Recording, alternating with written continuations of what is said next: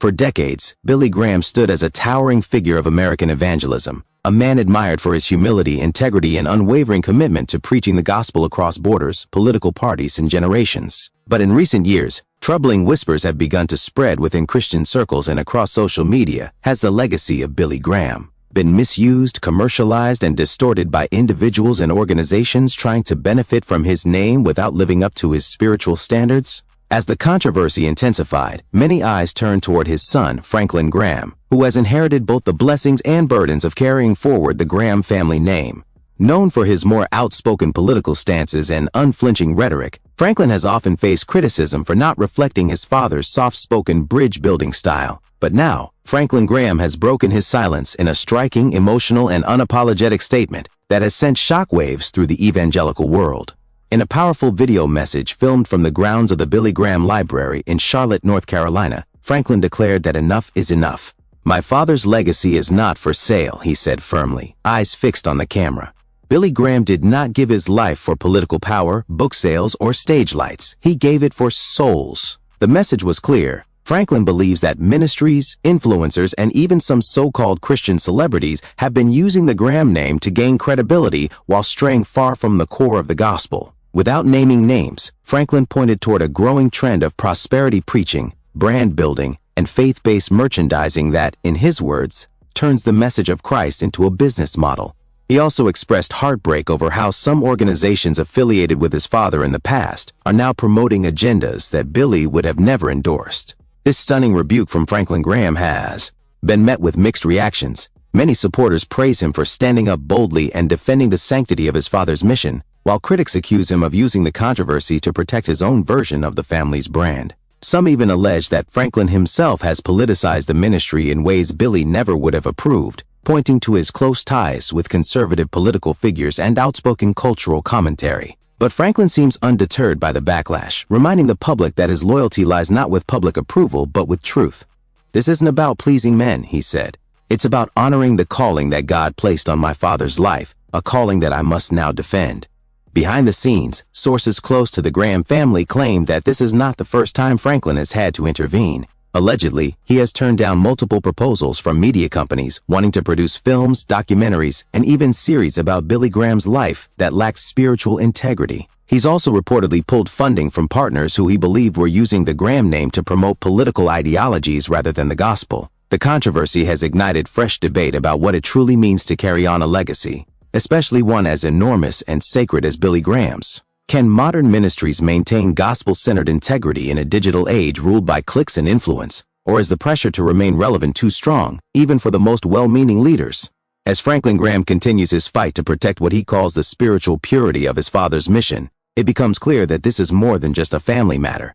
It's a battle for the very soul of modern evangelism. And whether people stand with him or against him, one thing is certain: Franklin Graham is not backing down. His message to the world is firm, urgent, and emotional. Don't twist Billy Graham's name for your own agenda, because the gospel was never meant to be branded. It was meant to be believed, lived, and preached, just as Billy Graham did, and just as his son now vows to continue, no matter the cost. But Franklin Graham's passionate stance wasn't just a public declaration. It was also a wake-up call to leaders inside and outside the Billy Graham Evangelistic Association, BGEA. According to internal sources, Franklin has recently initiated a quiet but firm audit of all external affiliations and partnerships bearing the Graham family name. One senior staff member, who requested anonymity, revealed that Franklin had become increasingly alarmed over the past year by the growing number of spiritual influencers referencing Billy Graham in podcasts, online sermons, and conferences without truly aligning with the message Billy carried for nearly 7 decades. "It's not just about quoting him," the staffer said. "It's about living what he lived: humility, holiness, and surrender to Christ." Franklin believes too many are using Billy's legacy as a shortcut to legitimacy. This internal shakeup is expected to continue over the coming months, and some ministries may find themselves quietly distanced from BGEA if they're found to be misaligned with Billy's core values. What shocked many, however, was Franklin's subtle reference to Christian celebrities. Without calling out any specific names, he stated in his video that we have pastors today who are more focused on camera angles than Christ, more interested in branding than brokenness. The statement hit home in an age where pastors are now influencers, authors, fashion icons, and social media personalities. Some well-known pastors, with large followings on Instagram and million-dollar media deals, appeared to take offense, subtly clapping back online about not needing to bow to the past to serve the present. This online tension created a sharp divide between those who defend Franklin's bold protection of the past and those who argue that the gospel must evolve in style to stay relevant in culture. But to Franklin Graham, this debate is not about old versus new. It's about truth versus trend. He emphasized in a follow-up interview with a Christian news outlet that innovation isn't wrong, but dilution is. "My father used microphones in stadiums, tools of his time," Franklin said, but he never watered down the message. He didn't need to adjust the gospel to attract the world. The gospel attracted hearts because it was powerful, raw, and uncompromised. These statements drew a wave of support from traditional evangelicals and older church leaders who feel left behind by modern Christian culture. Many have long believed that the church has drifted too far into entertainment and not deep enough into spiritual transformation. Even within the Graham family, this passionate stand has reportedly sparked hard conversations. Multiple insiders close to the family revealed that not all members were initially on board with Franklin's aggressive tone. Some relatives feared that the public rebuke might come off as judgmental or polarizing. Others worried that it might reignite the narrative that Franklin is trying to reshape his father's legacy into his own image, a charge that has followed him for years. However, in private family meetings, Franklin was said to have broken down in tears, expressing that he could no longer stay silent while his father's legacy was being diluted. "He doesn't want fame," one close friend of the family said. "He wants to preserve the flame, the fire that Billy carried in his soul."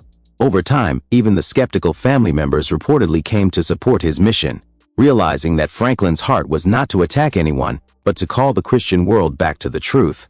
Church historians and longtime followers of the Graham ministry are now beginning to reflect on this unfolding moment as possibly one of the most defining chapters in the ministry's history since Billy Graham's passing. Dr. Nathaniel Carrington, a respected author and evangelical scholar, wrote in a recent essay, "It's ironic.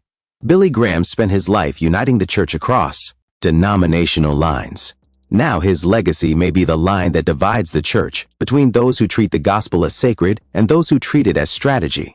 Carrington added that Franklin's move may create a short-term rift in evangelicalism, but could also produce a long-term revival of gospel-centered purity, something many believe has been lost in the noise of celebrity culture and political entanglement. Meanwhile, everyday believers have also weighed in. Thousands took to social media after Franklin's video, with comments pouring in ranging from gratitude to outrage. One post from a young woman read, "Thank you, Franklin, for standing up. I never knew who Billy Graham really was until I watched old clips. Now I understand what real preaching is." Others weren't so complimentary. "Is Franklin Graham the only one allowed to interpret his father's legacy?" One critic tweeted.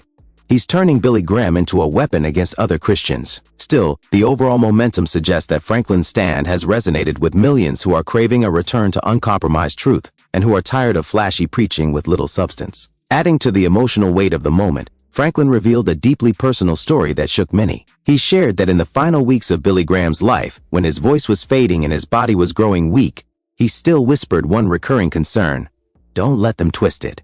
Franklin admitted he didn't understand the depth of those words at the time. "I thought he meant the message of the gospel in general."